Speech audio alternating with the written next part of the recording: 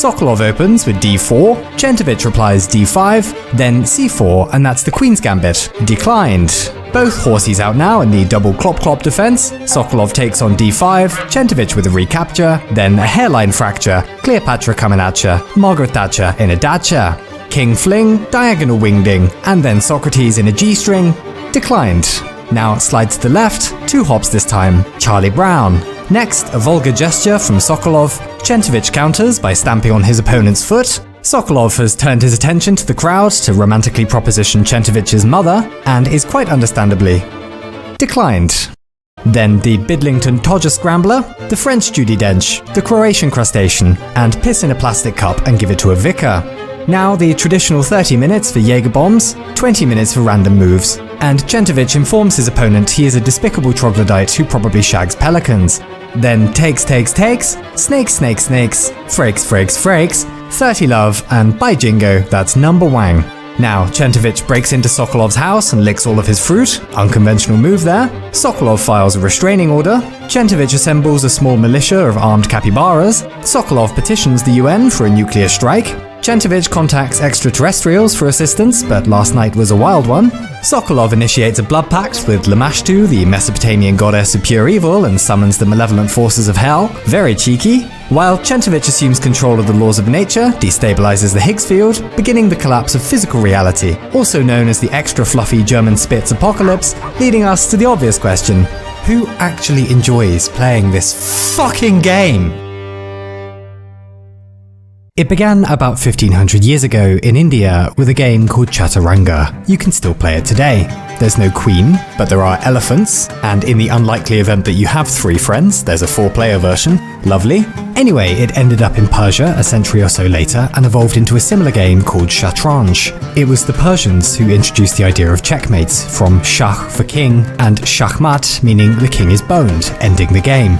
Next, Emperor Timur popped up in Central Asia and threw in giraffes and camels and war engines. Then the Chinese added cannons, toot.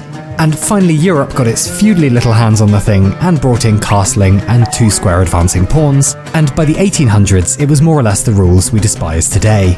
So this cack-handed liability is the king. He can do a staggering 1-square move in any direction. And this is the queen. Originally, the queen was called the advisor and could only move 1 diagonal square, but the 15th century was a time of powerful ladies, particularly Queen Isabella of Spain, and it's possible that Spanish scholars turned God mode on for that piece in honour of her. Today, she can do whatever she bloody likes. Then there are the knights, who have always taken the L like this. You might say, does that look like a knight? Really? What kind of mentalist was giving military titles to animals? Well, this is Staff Sergeant Reckless. No, this is Staff Sergeant Reckless. She fought in the Korean War, and the US Army was so impressed they promoted her twice. Then this is Niels Olaf, a brigadier in the Norwegian King's Guard. And this is William Windsor, a goat who was a lance corporal in the British Army, though after headbutting a drummer during the Queen's birthday party— what the fuck, William? He was demoted down to Fusilier. Some animal lovers protested, and luckily his rank was reinstated. So why shouldn't horses be knights? Don't you feel like a bastard now? Then there are the bishops, zipping about in the diagonals. Originally in chess, bishops were elephants, but we don't really do war elephants in Europe, so that got dropped. And finally, there are the rooks, or castles, originally called chariots, who can only move vertically and horizontally like so, and oh god, I'm so sorry about this. Maximilian, you're fired!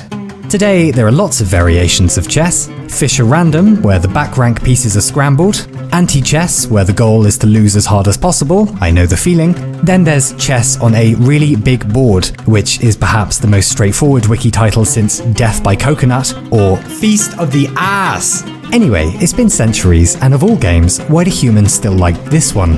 Well, for one thing, chess is really useful for metaphors. Islamic philosophers thought that it taught patience and reasoning. For fighty Europeans, it was a miniaturized battleground. Today, it could apply to anything.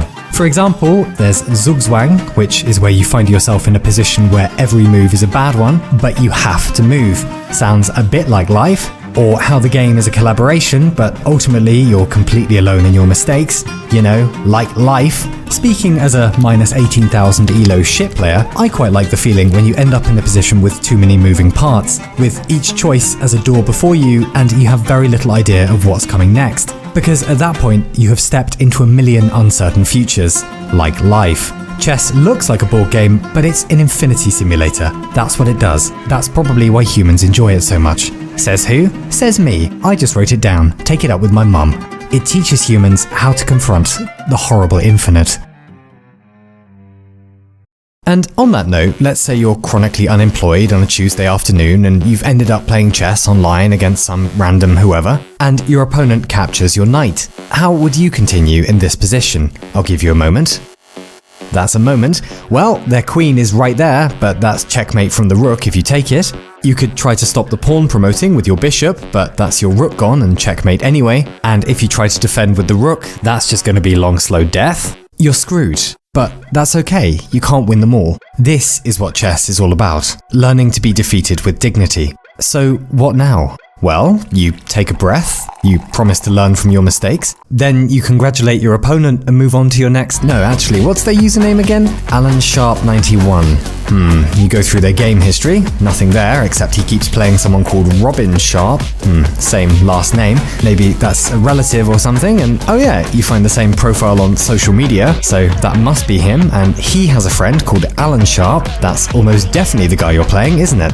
He likes scuba diving and novelty-sized mini owls. Nice. And apparently he works as a London money person or something at this company that you definitely didn't just look up. And oh, there's his phone number. Well, that was easy. I mean, obviously you're not going to actually use it though, that would be completely inappropriate.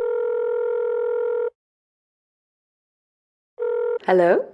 Oh, hello. I was trying to get hold of Alan, if possible. Oh, I think he's around. Can you give me a second? Yeah, of course. Sorry, I didn't mean to interrupt whatever you were up to. Oh no, that's fine. Just let me see if I can find him. How's your day going today? Oh, it's great, thanks. How about you? Yeah, excellent. Thank you. Right, here he is now. Oh, thank you so much. I really appreciate that. No, the pleasure's all mine. Have a lovely day.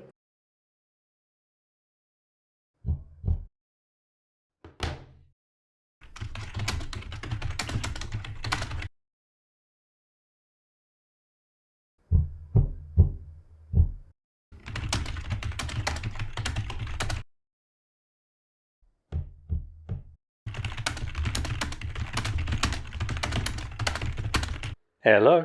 Oh, hello there. So sorry to bother you. No, that's all right. What can I do for you? Sorry, strange question. Are you playing chess online at the moment? Yeah. Outstanding. Well, listen, Alan, wonderful to meet you. I just want to invite you to go fuck yourself! Great chess players aren't computers, they are artists. And like great artists, they dance with infinity. My hero, and perhaps yours, is a chess demon called Mikhail Tal, who often gave away valuable pieces like they were tic-tacs. For example, just donating a queen here. Why do this? Because then you can do this, and this, and this. Disgusting. In his words, you must take your opponents into a deep dark forest where 2 and 2 make 5, and the path leading out is only wide enough for one. He was a magician, but many others had a more unpleasant relationship to infinity. Paul Morphy was an American player in the 1800s who, by his 20s, having defeated all the major names in his own country, he then wandered over to Europe and absolutely munted us as well, even once thrashing 8 opponents simultaneously while blindfolded. Then he lost interest and retired. He was probably just too good and eventually stopped playing entirely. He began to grow mentally distressed, to say the least, convinced his brother-in-law was trying to ruin him, and fell into years of paranoia. He died suddenly at 47 in the bath. He is often quoted for saying, "The ability to play chess is the sign of a gentleman. The ability to play chess well is the sign of a wasted life." Then there was Alexander Alekhine. He was brilliant, but after a long career, he began turning up drunk at the chessboard and slipped also into paranoia. Big fan of cats though. In 1935, he arrived at the Polish border without any documents and apparently declared, "I am Alekhine, chess champion of the world. I have a cat called Chess. I do not need papers." He was likely immediately arrested. Or there was Wilhelm Steinitz. In the 19th century, most people were playing the romantic style, mostly tactics and whizzy tricks, because good things come to those who bait. Steinitz disagreed. He realised that gambits are fun, but careful positioning could often break the smartest opponents. And it worked. He remained undefeated for 30 years and became the first ever official world champion. Finally, however, he was beaten by Emanuel Lasker and just never quite recovered. Chess didn't pay well back then, and so began the years of poverty, isolation, and mental illness. By the time he was institutionalized, he claimed to be playing chess over the phone with God. When asked how it was going, Steinitz replied, "I have the better position, but he's playing a very strong game." He died just a few years after that, completely penniless. I present to you the first chess champion of the world. Monomania is an obsession with one thing to the exclusion of everything else, and chess seems extremely good at encouraging it. But why this game, though? Well, maybe because chess is easy to learn, but impossible to master. A kid could pick up the rules in an afternoon, but not even 100 lifetimes would be enough to solve the game itself. The problem, of course, is exponential growth. When White begins a game, they have 20 moves available to them, so 20 possible positions. Then it's Black's turn, and whatever they do, we've now moved into 400 possible positions. By White's next turn, that's now up to 8,902, and by the time each player has moved 5 times, we're now into 69 trillion possible positions. The mathematician Claude Shannon estimated that in a game of 40 moves, the number of all possible games is 10 to the power of 120. Now, to be clear, many of these would be useless, things no one would ever play, but still, that's far more than the number of atoms in the observable universe. It's not hard to see why a few black and white squares on a board has claimed the peace of mind of many. Buzz, etc. As it turns out, bees bloody love a spot of football, which is weird since it suggests they like playing for the sake of playing, meaning maybe they have little bumblebee minds of a kind. Likewise, octopuses are partial to tug of war, otters juggle pebbles, and what about humans? Well, we seem to enjoy stuff that's just on the edge of understanding, then spirals off into chaos, which is to be expected. We are the monkeys who want to know infinity. But this isn't limited to complex games. Games are just how we microdose infinity. It's kind of impressive we don't all go mad from the infinity we find in our lives every day. For starters, there's the numbery kind, of course. Like how the jump from 0 to 1 is larger than the jump from 1 to infinity somehow. No, really. So if we start with a number line, 1, 2, 3, 4 and so on, you could always keep counting upwards, obviously. Until you die! These are called natural numbers. Then there are the real numbers. Real numbers include fractions and decimals as well, 0.3 and 1/8 and whatever else. Both sets, the natural and the real numbers, are infinite, kind of. They never end. But which set is larger? The real numbers between 0 and 1, or the entire series of natural numbers all the way up to infinity? Well, to find out, we could just pair them 1 to 1 to see if both sets are the same size. So we'll start with the natural number 1 and pair it to a real number, say 0.1, and then the natural number 2, and we'll pair that with... But actually, why start with 0.1 as the first real number? Why not 0.01 or 0.001? We can always go smaller, because natural numbers are countable even if you keep counting forever. Real numbers, decimals and fractions, are not. Which means that there must be more real numbers between 0 and 1 than there are natural numbers ever. Some infinities are bigger than others, because endlessness is everywhere. And not just in maths. What about the causal kind? Years back, I was walking through a park in Europe when an elderly gentleman asked if I wanted a game of chess. I hadn't played in years, but what was the worst that could happen? I think I did okay for maybe the first 11 seconds. Then, with a kindly smile, the guy completely disassembled me.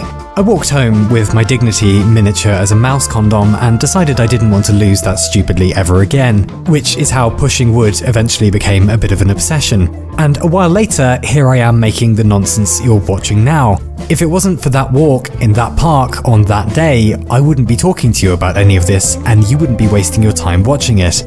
How much of that is happening every day to ourselves, to the world, our lives being born out of random coincidences in the infinite sea of all that could be?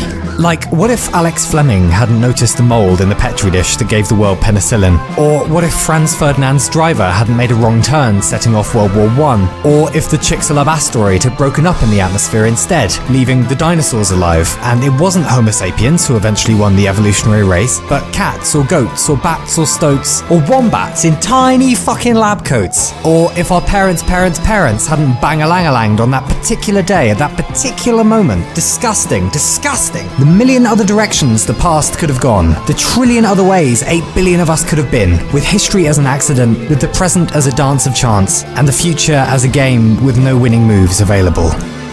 And for that matter, what about mental infinity? Can you feel the edge of your own mind? I can't, and mine's tiny.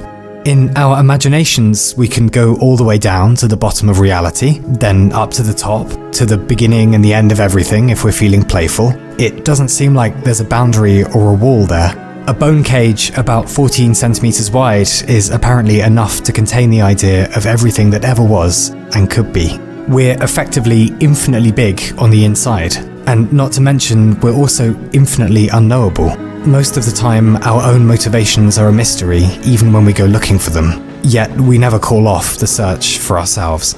And then, what about everyone else?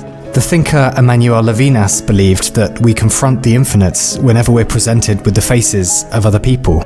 Because, as well as we will ever know anyone, we'll never really know them. We don't have direct access to their inner lives. Even the most boring whoever is a maelstrom of memories and confusions that only they can see. Internal maps of loss and longing that draw and redraw their own borders. The atlas of infinite self. Such that we can never fully know the territory from the outside.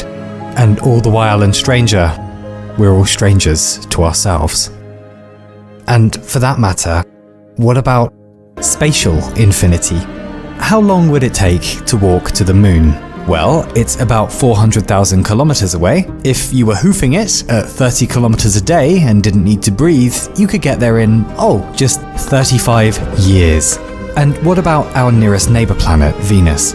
Well, at its closest, it's 38 million kilometers from us, so maybe with some decent hiking boots, that'll take you around 3,500 years to walk. If you wanted to be there by now, you would have had to have left around the late Bronze Age. The solar system is quite big, but let's get a wiggle on. The fastest humans have ever travelled is about 40,000 kilometers an hour. So let's say with future physics, we crack 400,000 kilometers an hour, and maybe we want to wander over to our nearest star system, Alpha Centauri. No problem, travelling 10 times faster than we've ever gone, that'll only take you around 12,000 years. You would have had to have left just after humans discovered agriculture. Or what if we wanted to reach the centre of our galaxy, and fuck it, somehow we learned to travel at half the speed of light at about 150 million meters per second?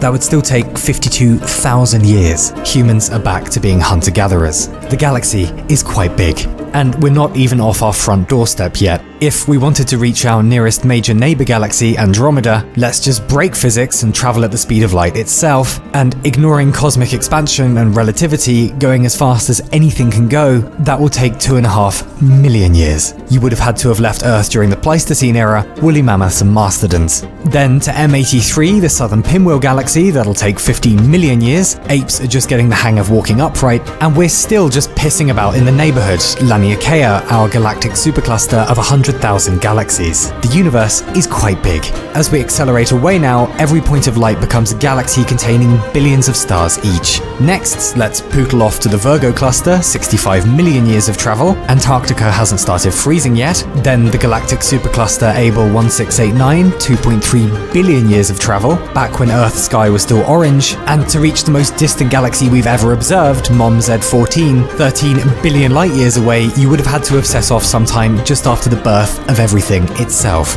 Is the universe infinite? We don't know. But for little insects like us, in our remote solar system, in our isolated galaxy, it may as well be. Sorry, I flew off the handle a bit there. Alright. We could just both agree you got lucky with that last game and probably cheated. Do you want a rematch, maybe? Yeah, go on then.